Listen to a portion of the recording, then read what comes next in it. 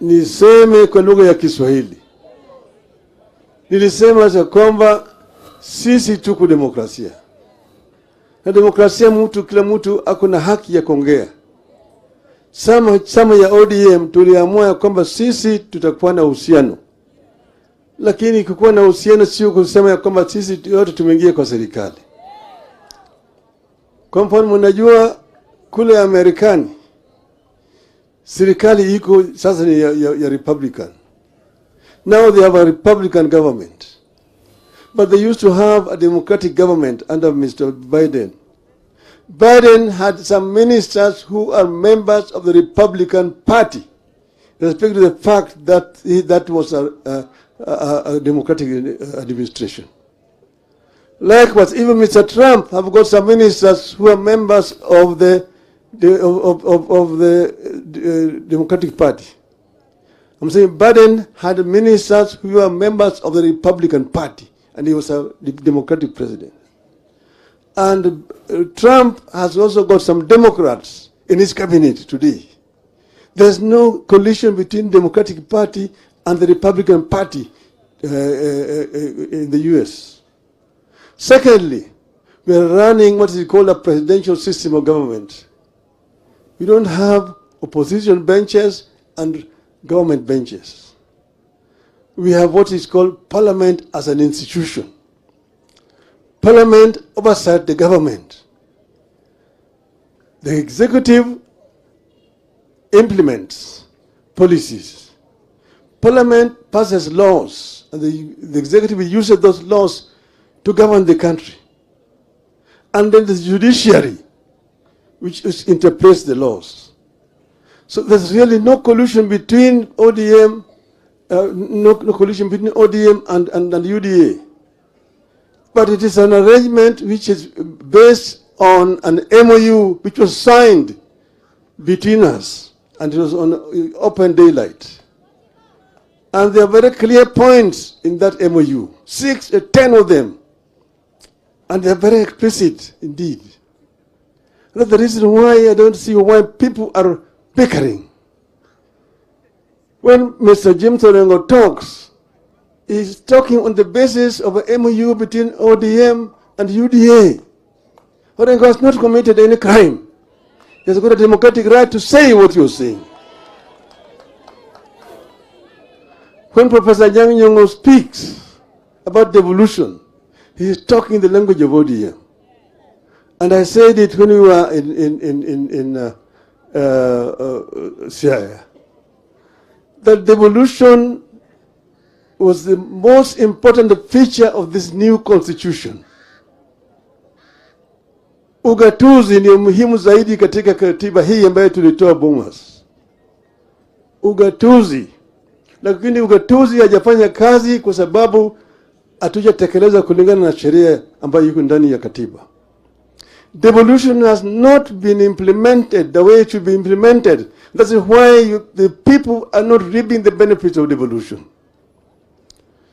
You have devolved some responsibilities, but you have not devolved the funds to give the counties the power, financial power to implement those functions.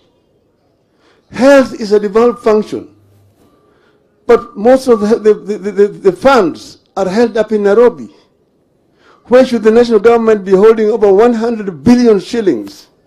Yet the health function is devolved. That is not should not be the case. The other issue is the issue of infrastructure, roads. I said that I am the one who actually informed Kura, Kera, and Kenha.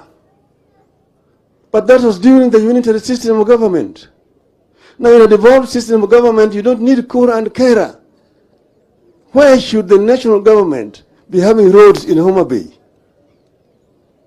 Why should they be having roads? The national government should only be responsible for international highways, national highways, and the trunk roads. But all these feeder roads within the counties should be the responsibility of the county government. Devolve funds and give the funds to the governors. Then they will be able to implement the program. Why should the national government be having roads in Kisumu town, city? Why should they be having roads in Mombasa city? You go to Mombasa city, many roads are not county government roads. Nairobi city itself, there are so many roads which the Nairobi county government is not allowed to touch. Why should Kenya be having roads in Nairobi city or Kura? These are issues which we need to discuss openly. Devolution is not working. Some people say that, oh, too much money is going to recurrent expenditure in the counties, 50% and so on. But that's because the money that is meant for development is not being released to the counties. Why should they be paying him Nyamrerwa? Why should Nyamrerwa be paid by the national government? Why? Why? So this is an issue which we must continue to raise. And we have said that Parliament must come forward and pass laws properly. I said that this CDF national government must go. It must go. That money should come to the counties, and the counties should use them to implement those projects. Over this, there's no compromise. Over this, there's no compromise. And I want the media to understand me so clearly today so that you don't again go and misinterpret, oh, Raila alisema he. I'm speaking in clear English so that you can understand and report it properly. Nimesema kwa Kiswahili sanifu na mmesikia ya kwamba sisi tunafanya kazi pamoja na serikali ya UDA. Nimesema tunafanya pamoja. Lakini tumesema hatujakuwa Hello? Tumesema sisi tuko na muungano na serikali ya UDA. Na tutafanya pamoja.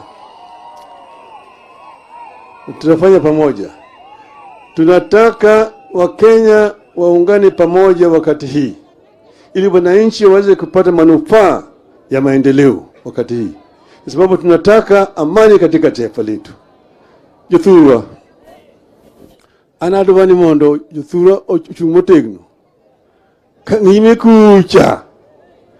Pimbro yaore. Jothurwa winjo maber. Adwan Jothurwa udhi uchung motegno kaka osechung motegno pile. An gadiera ni wabiro chopo kuma adwan wadhiye cha. Akwan mi Nyasaye mondo ket chuny mama kama ber e polo malo. Erokamano ahinya.